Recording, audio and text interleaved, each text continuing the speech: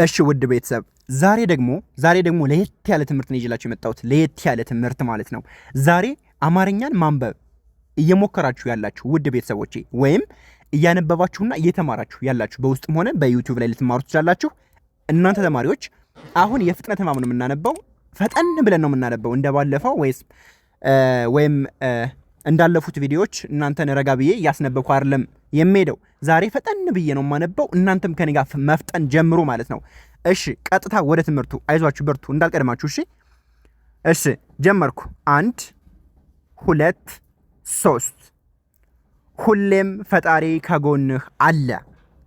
ተስፋ ሳትቆርጥ ጠይቀው። አንዳንዴ የጨለመ የመሰለ ይበራል። እርሱን ከያዝክ ወደ ኋላ የሚባል ነገር አይኖርም። ሁሉም ወደፊት ነው። ስለዚህ አትፍራ።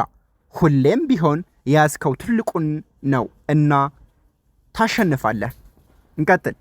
በህይወትህ ለማንም መናገር የሌለብህ 6 ነገሮች። 1ኛ ድክመትህን፣ 2ኛ ጥንካሬህን፣ 3ኛ የፍቅር ህይወትህን፣ 4ኛ የቤተሰብህን ችግር፣ 5ኛ ህልምህንና ግብህን፣ 6ኛ ገቢህን ለማንም አትናገር።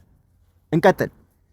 አንድ ቀን ሁሉም ያልፋልና ያሳለፍከውን ነገር እያሰብክ ትስቃለህ። ሩቅ አይደለም ጊዜው ወንድሜ። አንተ ብቻ ጠንክረህ ተማር፣ ጠንክረህ ስራ።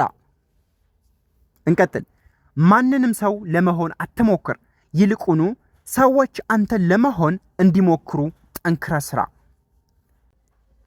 ወንድሜ ከፈጣሪ ተራርቀህ የምትኖረው ህይወት ወይም ስራ ልክ እንደ መሮጫ ማሽን ነው። ትሰራለህ፣ ትለፋለህ፣ ትደክማለህ፣ ህይወትን ለማሸነፍ ትታገላለህ፣ ግን እዛው ነህ። ምንም የሚቀየር ነገር አይኖርም።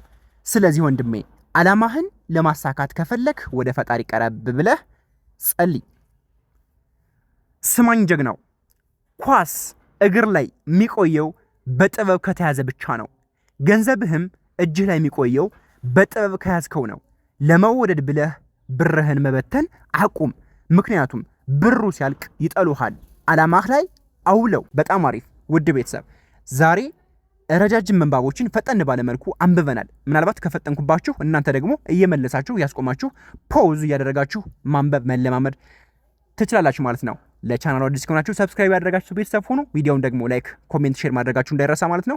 በቀጣይ አሪፍ ትምህርት ይዘን እንመጣለን። በኦንላይን ደግሞ በዚህ መልኩ መማር ከፈለጋችሁ ስልክ ታች ላይ አለላችሁ፣ ደውሉልን። ኢሞ፣ ዋትስአፕ፣ ቴሌግራም ላይ አናግሩን ማለት ነው። በሳምንት 5 ቀን ከሰኞ እስከ ዓርብ እናንተ በፈለጋችሁት ሰዓት መማር ትችላላችሁ። ለዛሬ የነበረን ቆይታ ይህን ይመስላል። በቀጣይ እስክንገናኝ ሰላማችሁ ይብዛልኝ። ባይ